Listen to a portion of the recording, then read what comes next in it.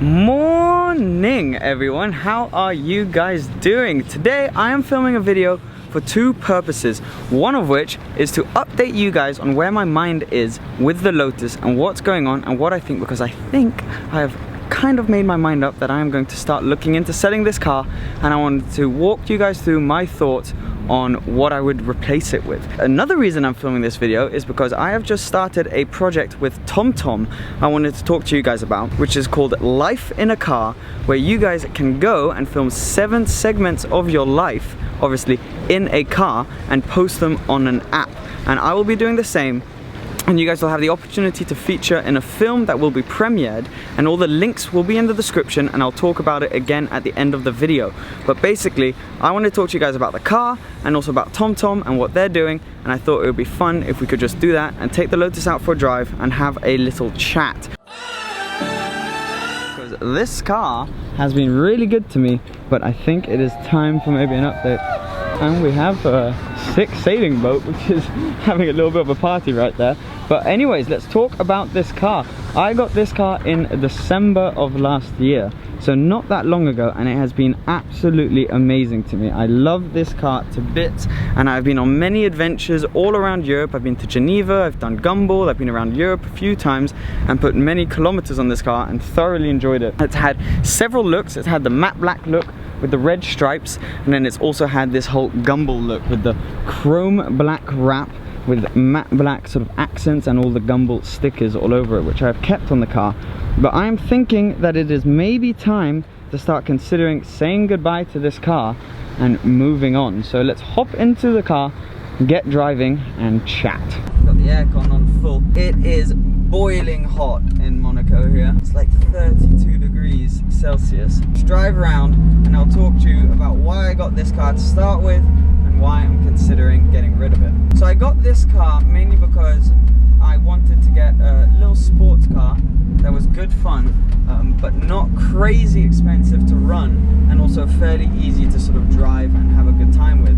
And this seemed like the perfect car, and it was, because it doesn't have huge amounts of power, but it is so much fun. I mean, it has all of the sort of sports car aspects to it that you would want. I can take the roof off. I fitted the Lorini sports exhaust to the sports cat, which means that it sounds beastly. Let me show you as we get into this tunnel. It sounds pretty good, as you can tell.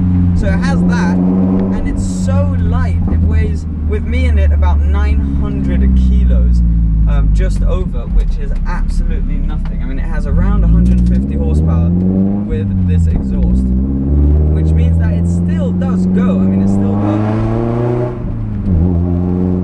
got some poke. Basically what's happened is I've taken this on so many trips. I mean, I've put 20,000 kilometers on the car. Love this car to bits. It's got a wrap on it so it doesn't have that many stone chips or anything.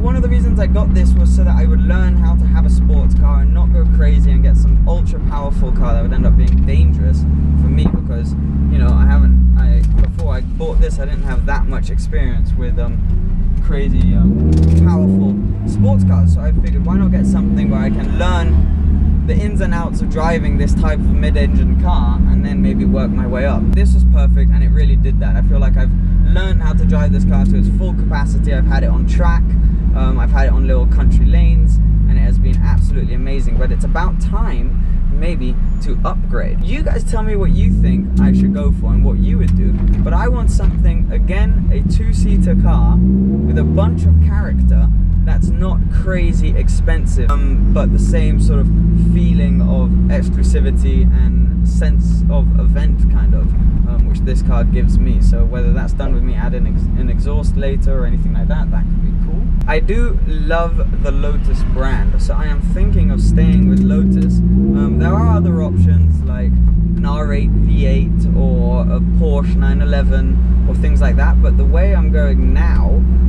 is sticking with Lotus, because I love the way they've been so nice to me. They've treated me amazing. The car's been fantastic. It's been very reliable, and it's also one of the main things about Lotuses is they're not that crazy expensive to maintain and run, because it's only a Toyota engine. It means that all of the maintenance and the running costs, the fuel, the insurance, all of that isn't crazy, which is another reason why I'm thinking of sticking with Lotus and maybe upgrading in either the Elise range or get an Exige or maybe an Evora, but that's a bit less sort of sports car-y. I would still get the same sense of occasion and the same character, just with more power, which is basically exactly what I'm looking for. So that's what I'm thinking in terms of upgrading this car. So for the other cars, this is staying, yep, so is this. I've still got the Twizy, which I still love, and that's going to be staying for a while.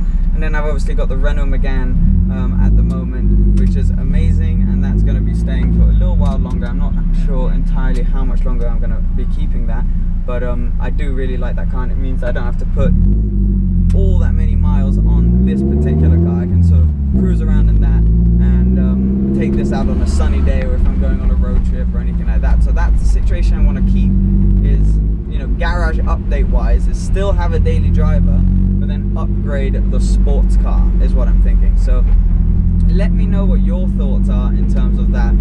Basically, I want a two-seater, not crazy expensive, slightly more powerful car which has a lot of character. So I know some of you will also be saying 4C, that's also in the cards, but I am not a massive fan of that, and I've had a bunch of experience with it through Sam having his, so it would be quite nice actually to have something slightly new. It will be hard to get rid of this car though, because there is nothing like your first sports car. I mean, I feel so connected with this car, especially after everything that happened with Paris, with the car being taken and you guys finding it. I feel just like it's almost a part of me, this car, so it will be weird to get rid of it, but I can't justify keeping this car and then also getting another one, and I do feel like upgrading. So I do get emotionally attached to these things, and I am definitely emotionally attached to this car, but I'm not going to be able to keep it forever. I'm going to have to say goodbye at some point, so this feels like it might be the right time to do so. I'll never forget having this car. The day I picked it up was just amazing. I remember driving it for the first time and just being like, oh my god, I've actually got my own little exciting car, and it was just the most unbelievable feeling. And that's something also that I'm really excited about with whatever the new car will be, to do that. So it's not going to be a quick turnaround. It's not going to be in a week I'll sell this car, and in a week, in 2-3 weeks I'll have the new car. It's going to be, you know, a month or so to sell this one, and then do the proper research to get another one. But rather than surprising you guys and being like, hey look, I've all of a sudden got this new car, I thought I'd bring you along for the ride and show you the whole experience of looking into a new car and making my decision, speccing it out if it's brand new, or choosing the spec if it's second-hand, and doing all of that stuff. So it's really exciting, and I just can't wait to sort of get started. This is what I'll miss the most though.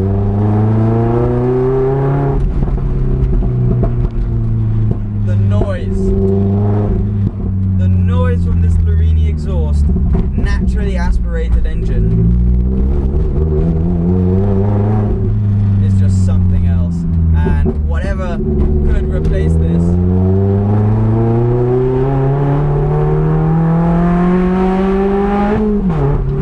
will need to have quite a thrilling sound, because I think pretty much anything is going to be a downgrade noise-wise from this. Let's see if we can give it some here. First gear pull, ready?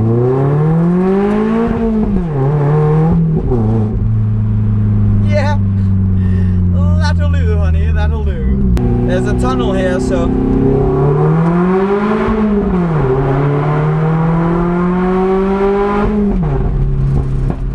oh my god, I mean, I forget until I drive it again just how amazing this car sounds. In terms of TomTom, so I remember when I was like 10 years old, I told my parents, because we had the Mercedes C-Class which didn't have a sat-nav in it, I told them that the best way for us to be able to have a sat-nav would be to get a TomTom. So I'm really excited to be working with them.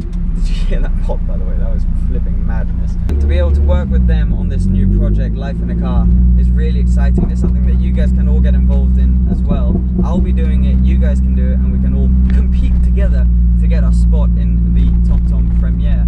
My clip will be on the TomTom Facebook page once I've filmed that, and all the links for you guys to get the app to be able to film your 7 segments of your lives in a car will be in the description down below. So there we go, that was my garage update video, guys. I hope you somewhat enjoyed it. Let me go stand in the sun, because then you can see me, boom, right here. Hope you guys enjoyed it, and please leave all the comments on any social media, anything like that. All the links to the TomTom stuff are down below, and I'll be seeing you guys again very soon. Thanks for watching. If you aren't already, please remember to subscribe.